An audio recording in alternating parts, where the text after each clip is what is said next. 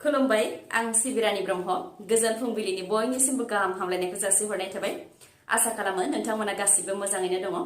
नोंथांमोननि थाखाय आं गोदान मोनसे भिडिअ लानानै फैबावबाय अन्नानै भिडिअखौ जोबजासिम नायलांदो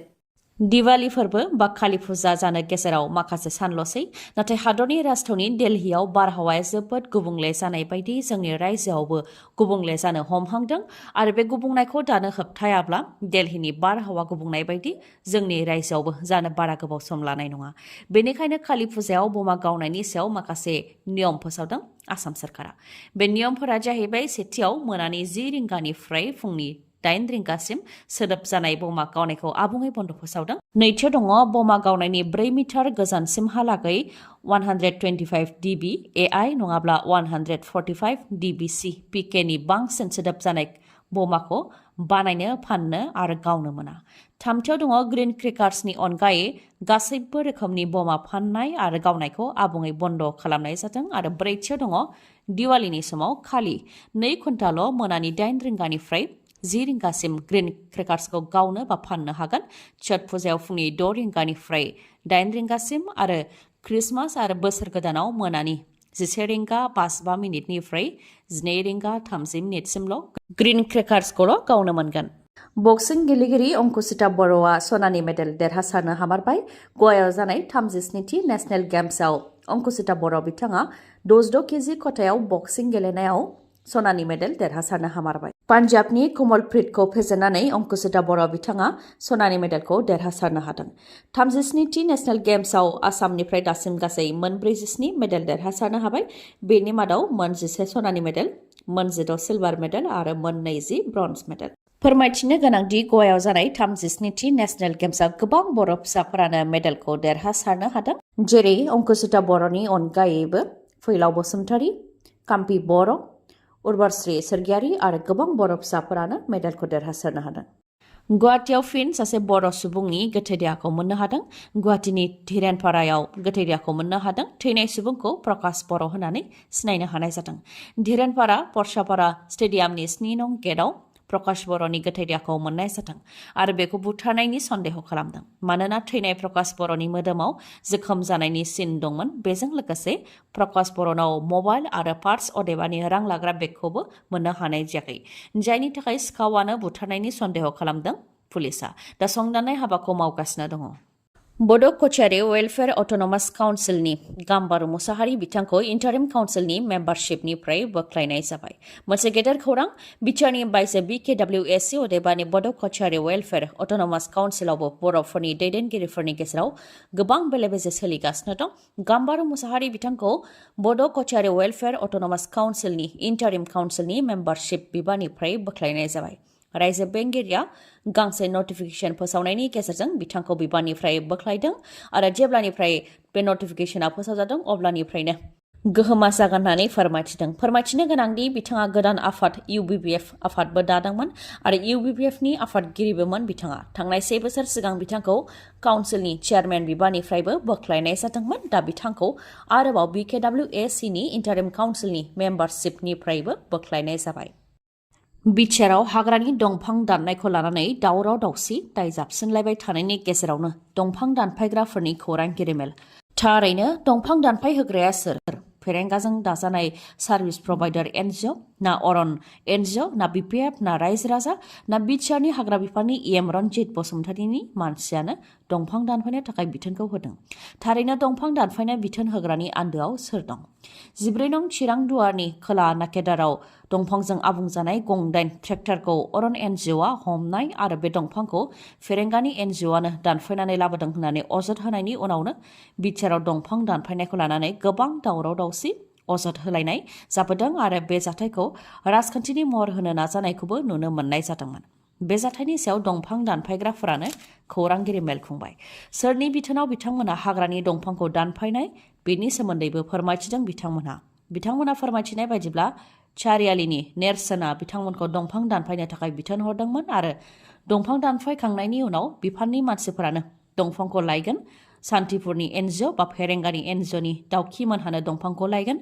गिनो नाङा होननानै बुंथिहरदोंमोन बेनिखायनो लेबार लानानै क'क्राझार जिल्ला रुनिकाटा रेन्जनि सिङाव दावजें गन्थंआव दंफांखौ दाननाय जादोंमोन होननानै फोरमायथिदों बिथांमोना आरो गं 8 ट्रेक्टर आबुं जानाय दंफां दानखांनायनि उनाव खौरां हरनाय जादोंमोन बे लेखायै दंफांखौ नायफैनानै बेनि सानथाम उनाव दंफांखौ लांफैदोंमोन नाथाय दंफां लांफैनाय समाव नेरसोना फैफायाखैब्लाबो दाउखिमोनहा फैदोंमोन होननानै फोरमायथिदों दंफां दानफायग्राफोरा जेरावनाखि सान्तिपुर एनजिअनि दाउखि दामफ्लामोनखौ सिनायखायो होननानैबो फोरमायथिदों बिथांमोनहा आरो दंफां दानफायनो थाखाय ट्रेक्टर गंसेयाव 5,000 रां होनोबो खोथा होदोंमोन नाथाय दंफां सौहैनायनि सिगांनो दंफाङा हमजानायनि जाहोनाव रांखौबो मोननो हायासै होननानै फोरमायथिदों जायनाखि गरिब लेबार मावनानै जाग्रा बेनिखायनो गरसे गरनै रांनि थाखाय बे खामानिखौ मावदोंमोन होननानैबो बुंथिदों बिथांमोनहा आरो नेरसोननि बिथोन हरनायावसो मावदोंमोन नाथाय नेरसोननि गोजौआव सोर दं बेखौ मिथिया होननानैबो बुंथियो दंफां दानफायग्राफोरा आरो बे दंफां दानफायनाया फेरेंगानि एनजिअआनो दानफायनो होनाय बायदि जाबाय मानोना बिफाननि खोथा मोनाब्ला बा बिथोन मोनाब्ला एसेबां गिदिर साहसखौ हारसिं मानसिया मोननाय नङा होननानैबो बुंथियो बिथांमोनहा गुबुन फारसेथिं दंफां दानफायनो थाखाय नेरसोना बिथोन होदोंमोन होननानै खौरां बिजोंनि गेजेरजों दंफां दानफायग्राफ्रा फोरमायथिफैनायनि उनावनो नेरसोननोबो खौरांगिरि मेल सारियालि थाइजौबारिनि पन्सानन बसुमतारीनि बिथोन हरनायावसो लेबारफोरखौ दंफां दानहोनो थिनहरदोंमोन होननानैबो सिमान लायो नेरसोना आरो पन्सानन बसुमतारीया बिटिसिनि इएम फेरेंगानि मानसि जानो हागौ होननानै बुंथिनायजों लोगोसे बिथाङा सासे फालांगिरिबो होननानै फोरमायथियो फैगौ 28 नभेम्बराव गुवाहाटी बर्षापारायाव थानाय एसीए स्टेडियामाव T20 इन्टारनेशनेल मेच खुंजागोन भारत आरो अस्ट्रेलियानि गेजेराव गेलेनाया जागोन आरो बेनि थाखाय नोंथांमोनहा दिनैनिफ्रायनो अनलाइन टिकेटखौ मोननो हागोन आसाम क्रिकेट एसोसिएशननिफ्राय फोसावदों बे खौरांखौ फोसावनाय बायदिब्ला बुक माइ श'निफ्राय अनलाइन टिकेटखौ मोननो हागोन दिनै फुंनि 9 रिंगानिफ्रायनो टिकेटखौ नोंथांमोनहा मोननो हागोन टिकेटनि बेसेना फरायसाफोरनि थाखाय 500 आरो सरासनस्रा सुबुंफोरनि थाखाय टिकेटनि बेसेना 750 निफ्राय जागायजेननानै 1,500 2,000 3,000 आरो 4,000 सिम दङ रायजोआव मोसौ सिखावनि उदखार हरसेयावनो गंसे गामिनिफ्रायनो सिखावा खावनानै लांबाय 40 मोसौ गोमानायखौ लानानै मोसौ बिगोमाफोरा हालाय हाफाय जानो गोनां जादों आसामनि दरंनि खुरवाट ओनसोलाव मोसौ सिखावनि उदखार गामि गंसेनिनो गंजि नखरनि 40 मोसौखौ खावनानै लांबाय सिखावा